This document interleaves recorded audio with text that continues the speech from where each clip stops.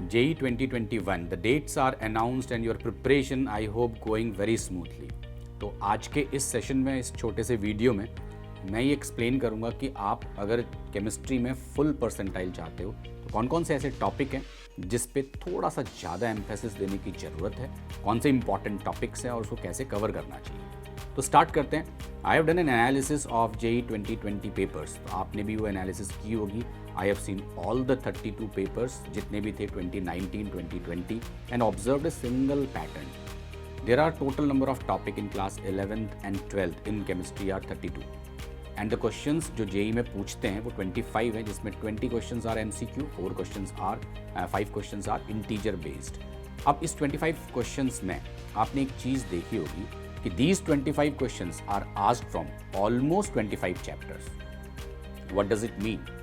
Generally जब आप पढ़ाई कर रहे होते हो तो कुछ टॉपिक डिफिकल्ट लगते हैं, like electrochemistry, like thermodynamics, like aldehyde and ketone, and we generally spend more and more time on these topic. अब ये टॉपिक इंपॉर्टेंट है, टॉपिक डिफिकल्ट भी है, required certain area to be covered more and more. काफ़ी numerical भी करने के बाद चीज़ें सीखी जाती हैं, बट दैट डजंट मीन कि इनके क्वेश्चन आएंगे। इसका ये भी मतलब नहीं कि इसे छोड़ना है। द पॉइंट इज दैट कि every topic is equally important and have to be covered. तो ये पूरे एग्जाम का सबसे इम्पॉर्टेंट और सबसे चीज़ जो समझने वाली है वो क्या है कि इसमें सारे चैप्टर्स इंपॉर्टेंट है, क्योंकि एक क्वेश्चन सबसे पूछे जा रहे हैं। So out of 32 if 25 chapters are selected to ask the question, that means the first priority जो हर बच्चे की होनी चाहिए वो है कवरेज ऑफ सिलेबस। तो पहली चीज आपको सिलेबस कवर करना है। जब सिलेबस कवरेज की बात आती है तो जनरली स्टूडेंट और एज वेल एज टीचर्स ये सोचते हैं कि आप उस चैप्टर में एक्सपर्ट बन जाओ, which is not required. The level of questions are NCERT based. तो अगर आयोनिक इक्विलिब्रियम आपको डिफिकल्ट लगता है तो कोई प्रॉब्लम नहीं, आपने उसके बहुत सारे क्वेश्चन सॉल्व नहीं किया, कोई प्रॉब्लम नहीं। दो काम आपको करने हैं इस टाइप के चैप्टर्स में। अब क्या क्या करना है, एक एक चैप्टर को समझते हैं। So the first topic is stoichiometry mole concept. तो उसमें सिर्फ आप लॉ ऑफ इक्विवेलेंट पढ़ लो, बाकी मोल कॉन्सेप्ट आपको आता है। तो लॉ ऑफ इक्विवेलेंट में एन फैक्टर कैसे निकालते हैं, एसिडिक बेसिक स्ट्रेंथ क्या होता है, टाइट्रेशन क्या है, simple titration, back titration, double titration, redox titration, इसको एक बार देख लो। मुझे लगता है अगर आपने इसका स्मॉल नोट्स बना लिया, बहुत सारे क्वेश्चंस की प्रैक्टिस भी नहीं की, इंडिकेटर्स की सारी चीज़ें लिख ली हैं, तो एक ऑब्जेक्टिव क्वेश्चन अगर आएगा तो आप इतनी सी चीज़ से आप उसको सॉल्व कर पाओगे। एटॉमिक स्ट्रक्चर जो चैप्टर है वो फॉर्मूला बेस्ड है और उसमें Schrodinger wave equation, quantum mechanical model बहुत इंपॉर्टेंट है JEE के पॉइंट ऑफ व्यू से। पिछले 3 सालों में अब तक ऑलमोस्ट 7 क्वेश्चंस आ चुके हैं, तो उसको थोड़ा सा टाइम स्पेंड करो, बाकी के फॉर्मूले पढ़ लो, बाकी के क्वेश्चन की प्रैक्टिस इस मोमेंट में मत करो, लेकिन श्रोडिंगर वेव इक्वेशंस और क्वांटम मैकेनिकल मॉडल की प्रैक्टिस जरूर करो। Moving forward to chemical bonding. कई जगह आपने केमिकल बॉन्डिंग को पीरियोडिक टेबल में मर्ज करते हुए देखा होगा। अगर आपने उसमें मर्ज किया तो आप पीरियोडिक टेबल ठीक से कर लो, बट केमिकल बॉन्डिंग में hybridisation, dipole movement, bond angle, ये 3 इंपॉर्टेंट चीज़ें हैं। Apart from that molecular orbital theory required special attention, क्योंकि पिछले 2-3 सालों में MOT के ऊपर बेस्ड क्वेश्चंस फ्रेम हुए हैं। इंटीजर बेस्ड क्वेश्चन में भी MOT के क्वेश्चंस आते हैं। So give time to molecular orbital theory in chemical bonding. Moving forward to the gaseous state, उसमें आपको क्या करना है, आइडियल गैस इक्वेशन तक तो कोई प्रॉब्लम नहीं होती है। इडियोमेट्री वाले पार्ट में कौन सी गैस किसको एब्जॉर्ब करती है वो अच्छे से पढ़ो, ग्राम्स लॉ ऑफ डिफ्यूजन के सारे फॉर्मूले पढ़ो, और सबसे इंपॉर्टेंट चीज van der Waals gas equation, उसको टाइम दो, आइडियल रियल गैस अच्छी तरह से क्लियर करो, समझ लो। फिर आते हैं केमिकल और आयोनिक इक्विलिब्रियम में। अगर आपको आयोनिक इक्विलिब्रियम में प्रैक्टिस आपकी कम है, आपको डर लगता है, तो 4-5 फॉर्मूले याद कर लो। कौन कौन से? एसिड और बेस में के फॉर्मूले जो यूज़ होते हैं वो, बफर के फॉर्मूले, सॉल्ट हाइड्रोलिसिस के 4 फॉर्मूले, cationic, anionic hydrolysis, both hydrolysis cationic as well as anionic, और सॉल्युबिलिटी प्रोडक्ट में काफ़ी सारी इक्वेशंस हैं, काफ़ी सारी चीज़ें, उसको एक बार जरूर रिवाइज करना। बहुत क्वेश्चंस नहीं किए कोई फर्क नहीं पड़ता, लेकिन बेसिक फॉर्मूले जरूर याद करके जाना। अब आते हैं हम थर्मोडायनेमिक्स, थर्मोकेमिस्ट्री। इंपॉर्टेंट है not only in terms of physics but also in terms of chemistry.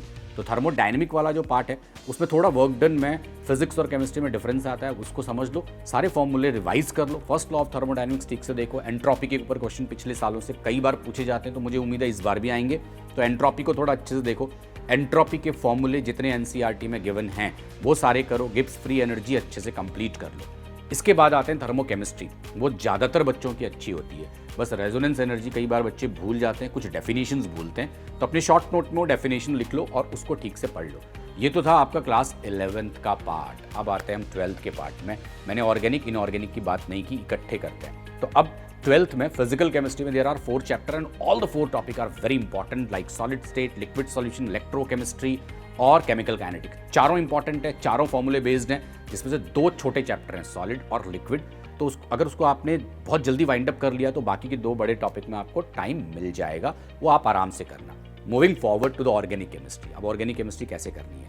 General organic chemistry इस टाइम आप सिर्फ रिवाइज करो एसिडिक और basic strength, that's it. No need to revise inductive effect, resonance, hyperconjugation, aromaticity, वो सबको याद रहती है। एसिडिक बेसिक स्ट्रेंथ में कुछ ऐसी चीज़ें जो भूल जाए, वो एक बार रिवाइज कर लेना। उसके बाद आना आप आइसोमरिज्म में, और स्टीरियो आइसोमरिज्म ठीक से रिवाइज करो और give maximum time of organic chemistry in hydrocarbon topic. Write down all the reactions, mechanisms, everything. अगर हो सके तो एक छोटा सा नोट्स बना लो जिसमें रिएक्शन मैकेनिज्म के ऊपर लिखा हो, SN1 reaction, SN2 reaction, E1, E2, E1, CB, और जितने आपने SN1 AR, SN2 AR एक साथ करोगे तो आप अल्काइल एराइल हैलाइड तक की रिएक्शन मैकेनिज्म को एक साथ रिवाइज कर पाओगे। फिर बचती है रिएक्शन जो आप आराम से देख लोगे। एल्डिहाइड कीटोन में स्पेसिफिकली केमिकल प्रॉपर्टी बहुत इंपॉर्टेंट है। नेम रिएक्शन जो NCERT में गिवन है वो तो अच्छी तरह आना चाहिए, भले ही मैकेनिज्म ना जानो, प्रोडक्ट जरूर समझ लो। और टेस्ट, वो सारे टेस्ट एक साथ लिख लो। तो अगर आपने ऑर्गेनिक में रिएक्शन मैकेनिज्म के एक नोट्स बना लिए, एक आपने सारे रिड्यूसिंग एजेंट के बना लिए, एक आपने सारे ऑक्सीडाइजिंग एजेंट के बना लिए, एक आपने नेम रिएक्शन के बना लिए, और एक आपने सारे टेस्ट के बना लिए, तो मुझे पूरी उम्मीद है कि इससे आपको 4 to 5 क्वेश्चंस बहुत आराम से मिल जाएंगे। ऑर्गेनिक में टोटल नंबर ऑफ क्वेश्चन 11 होते हैं। अगर 4 to 5 आपके इस नोट से ही कवर हो गए तो वो तो फुल मार्क्स आ ही गए। रहा सवाल इनऑर्गेनिक का, तो give maximum time in D block element. Coordination compound is extremely important. Every session में एक क्वेश्चन था, तो मेरे लिए सबसे इंपॉर्टेंट चैप्टर अगर कुछ है तो वो है कोऑर्डिनेशन कंपाउंड्स का। उसके बाद आते हैं आपके general P block element. All 6 families are important. तो NCERT के अलावा कुछ मत पढ़ो इस मोमेंट पे। NCERT के नोट्स आपके पास ऑलरेडी हैं, तो उस नोट से आप कवर करते चले जाओ S block एलिमेंट को, P block एलिमेंट को, हाइड्रोजन को। इसके अलावा कुछ ऐसे टॉपिक है जो हिडन टॉपिक है और हर बार एग्जाम में पूछते हैं, like polymers, chemistry in everyday life, surface chemistry. ये 3 टॉपिक जनरली बच्चे छोड़ते हैं। कार्बोहाइड्रेट एक और 4 टॉपिक जनरली बच्चे छोड़ते हैं, और पिछले साल इन 4 टॉपिक से 7 to 8 क्वेश्चंस पूछे हैं और इजी है। नहीं पढ़ा तो मुश्किल से 3 से 4 दिन में कंप्लीट कर सकते हो। तो मोरलेस ये स्ट्रैटेजी एक ऐसी है जो अगले 40 डेज में हर एक बच्चे को अप्लाई करनी चाहिए। Rather than moving forward to the important topic, try to cover the entire chemistry with proper and right strategy. Hopefully ये छोटा वीडियो आपको समझ आया होगा, और अब आप अगले 40 दिन जो भी स्ट्रैटेजी बनाओ उसमें इसको जरूर यूज़ करोगे। Thank you.